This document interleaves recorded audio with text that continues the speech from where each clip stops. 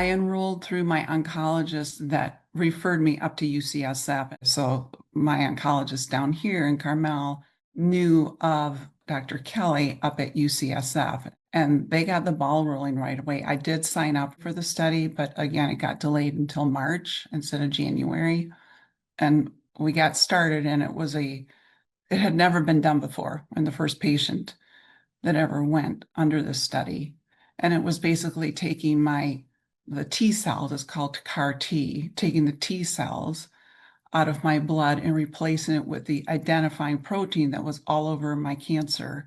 And it took weeks for them to create the solution for it. And, they put it back in me over 20 minutes and I was fine initially. I was like, well, this is no big deal. And I had to be hospitalized for this. I'm good. And then about 3 or 4 days later, I had an extreme reaction to it, more than they ever anticipated. And I ended up in the ICU for 3 days and stayed in the hospital for a total of 3 weeks. The 3 weeks was anticipated initially, but not the part in the ICU. Coming out of it, honestly, I could not have asked for better help. Again, I've been in the medical field my whole life. These people knew exactly what they were doing. I felt like I was in excellent hands the entire time. I had an entire team who was there 24/7 in my room, not just when I was in the ICU, but I mean, everybody knows you're in a trial. The staff knows, and they provide extra staff because you are in a trial. So you will get much better hands-on care probably than other units because you are in a trial and they want the trial to work, right? As well as obviously I do. So they were monitoring me all the time. I had everything done bedside, like EKGs, and I had liver specialists. I had kidney specialists because they were concerned about my kidney for a while. And it wasn't just Monday through Friday, 9 to 5. They were there the entire time. I felt like the nurses really knew what was going on, why I was getting what I was getting. There was not a slouch in the house. Every person was extremely compassionate. I can't say enough good about being in studies.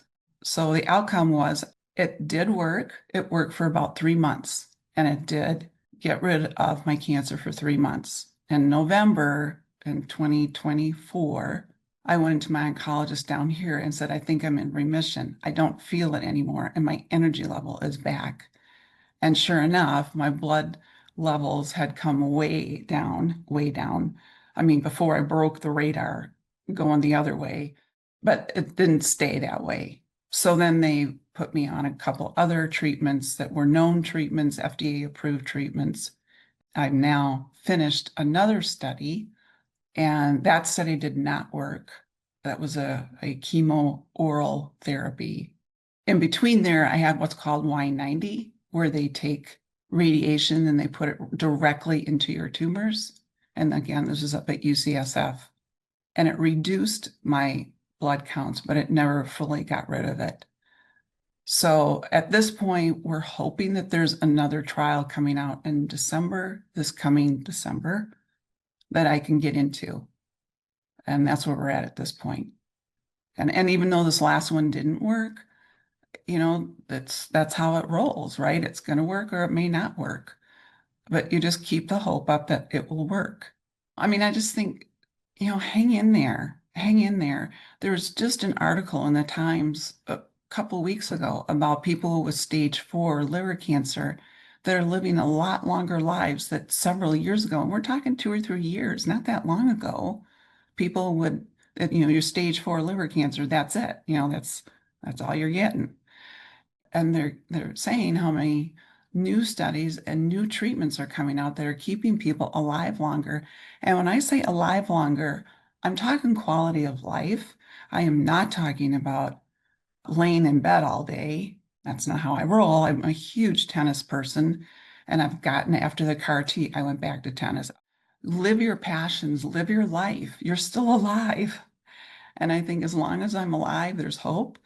And, just keep moving forward. I know there are tough days. There are days where you do have to lay in bed, and so be it. And rely on your village. Your village is around you. Those people in your life are there to help. It's easy as an independent person to say, I don't need help. But guess what? You do. And if the situation was reversed, you would want to help. So allow people into your life. And I think you really learn what love really is when you meet your real village, the people who are there for you all the time. And it's family and friends and even my dog.